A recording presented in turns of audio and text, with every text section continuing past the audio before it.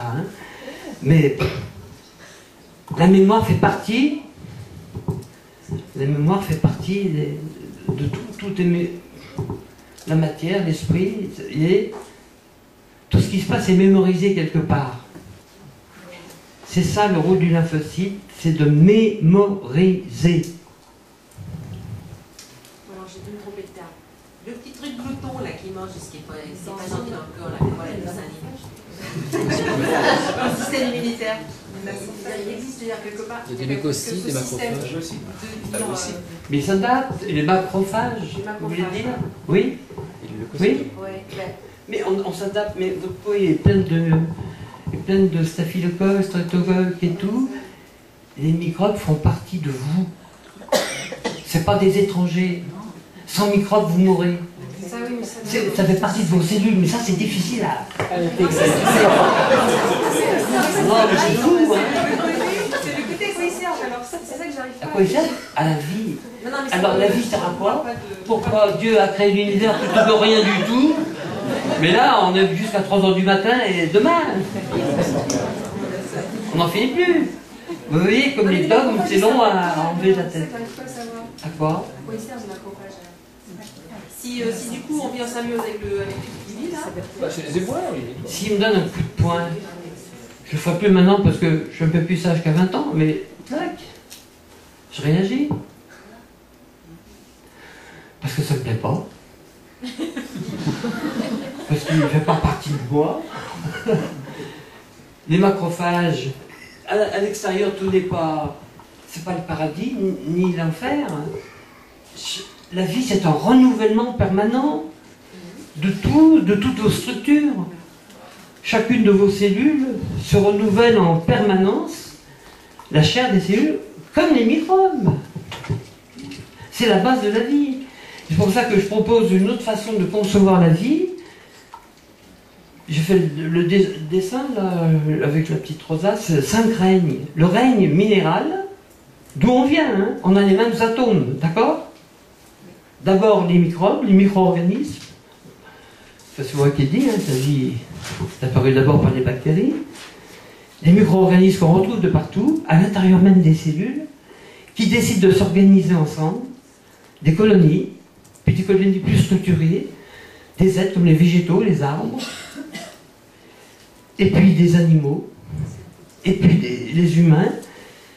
Et tout ceci, on a en commun les mêmes atomes que le minéral, mais on meurt et on y retourne. Et c'est un tourne-vers permanent, c'est ça la vie. Donc les macrophages participent à ce renouvellement permanent, mais vous avez encore l'idée qu'ils vont manger des choses, des micropathogènes, quoi. Il faut bien qu'ils vivent. Mais si au microscope vous regardez votre peau, vous tombez dans un syncope. Au millimètre carré, il y a des milliers de petites bêtes qui vivent mais qui ne sont pas étrangères. Elles font partie de vous. Elles sont consubstantielles à vous. Oui, mais c'est difficile à rentrer. Hein. Non, c'est pas ça qui est difficile à rentrer, c'est le côté de... Eh bien vous servez à quoi? À poser des questions bêtes. Eh ben non, mais... Non, c'est pas des questions bêtes, ce que vous dites, c'est fondamental. Je taquine un peu, mais... Non, mais ça... Oui, à quoi servent les bactéries? À quoi sert la vie? Oui. C'est un problème philosophique et spirituel, là. Mais on n'est plus dans le débat de vaccination. Hein. Mais si vous voulez, on peut, mais une autre fois. Elles vivent, elles ont le droit de vivre comme vous, elles font partie de vous. Voilà. Toutes vos cellules font comme ça aussi. Toutes. Elles mangent. Pourquoi on mange? Pour les faire manger elles. Pour les alimenter. Si on a une vue synthétique, vous voyez, parce qu'on n'a pas à la faculté de médecine, et puis encore moins dans les médias, mais si on a une vue synthétique de l'homme, et là on a une petite partie, parce que c'est une partie d'un cosmos, d'abord d'une biosphère, et puis bon, ça va loin, mais déjà concevoir que les microbes font partie du grand courant de la vie sur Terre, et ils en sont à l'origine, et ils recyclent nos cadavres pour les faire retourner au minéral, mais Le minéral fait partie du biologique. La vie ne s'arrête pas au biologique. On a cette conception, mais encore une fois, d'un côté la matière inerte, on disait autrefois, puis de l'autre côté la vie, le corps, l'esprit, on sépare tout. Comme si la science avait une tronçonneuse rationnelle dans l'esprit, vous voyez, on coupe tout. Hein. Mais à force d'analyser, voilà où on en est aujourd'hui aussi. Hein. On pêche cher. Il n'y a pas de synthèse. Il n'y a pas de vision holistique. Et l'avantage de l'homéopathie par rapport à la médecine, c'est qu'elle a une vision holistique de l'homme. On tient compte de ses conditions de vie, de son affectif, de la façon dont il réagit au changement de la biosphère, à l'humidité, au soleil, à la chaleur, au froid. La médecine jamais ne tient compte de ça. Elle veut vous coller sur le dos des étiquettes collectives, hein, complètement dépersonnalisées, et les autres médecines, dont l'homéopathie fait partie, respectent vraiment la personne humaine à fond, quoi. On ne parle pas de titre, par exemple. On ne parle pas de bactéries. On s'en fout, en fait. Mais on s'en fout complètement, et une angine peut guérir en 24 heures, une otite. Plus vite qu'avec les antibiotiques. Et là encore, vous êtes martelé au niveau sûrement intellectuel par ce qu'on a appelé longtemps la révolution des antibiotiques. Mais c'est fou, ce truc-là. Mais l'homéopathie guérissait depuis longtemps les infections, même la tuberculose, le choléra.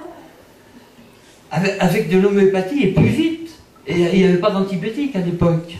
Il y a longtemps que l'homéopathie a guéri des choses. En ce moment, il y a Homéopathes sans frontières qui a guéri il y a 20 ans, qui a enrayé l'épidémie de choléra en Amérique latine, je ne sais plus où c'était, Pérou, j'en sais rien, je pense. Et il y a un an ou deux, je les avais entendus à France Culture, ils étaient en train d'enrayer main dans la main avec les allopathes une grosse épidémie de choléra, je ne sais plus dans quel pays d'Afrique. Et les allopathes, disait-il, étaient très contents d'avoir des homéopathes à leur côté parce qu'ils n'y arrivaient pas, quoi. Donc la révolution des antibiotiques, mais là aussi il faut arrêter les conneries, quoi. Ça n'a jamais été une révolution, sauf peut-être une révolution financière pour certains, parce que c'est vrai que l'abus des antibiotiques ça a été. Alors maintenant c'est plus systématique. Évidemment, les maladies nosocomiales, je sais pas, j'en parle dans le livre là, mais n'oubliez pas quand même que la médecine tue 34 000 fois. C'est plus que ça même, c'est chiffre minimum sur internet qu'ils aient, hein. Maladies nosocomiales et iatrogènes. Je minimise. 34 000 il y a 2 ans. Alors c'est peut-être monté. Mais 34 000 morts par an. Par rapport aux accidents de la route. On parle des accidents de la route pour mettre les radars, tout ça. Mais la médecine qui fait 34 000 morts par an, alors mon confrère dit que c'est beaucoup plus. Bon, ben voilà, quoi. Mais on dit rien, vous voyez, on est soumis, alors voilà, on subit, l'obligation de subir, il n'y a pas d'obligation de subir. Il faut retourner cette phrase, là. Il faut brûler ce truc. C'est Jean Rostand. Non mais oui, Jean Rostand, c'est un grand bonhomme, mais il a le droit d'avoir tort. On n'est pas obligé de subir. Heureusement. Oser, il faut oser être différent, c'est ça le plus dur dans la vie. Oser la différence, mon Dieu. Ben, c'est la vie, la différenciation. Hein. Différenciation, un œuf, une cellule, et puis après, c'est toujours différent. Pourquoi c'est toujours différent, la vie? Ben, si on était tous des clones, qu'est-ce qu'on se ferait chier, là, franchement.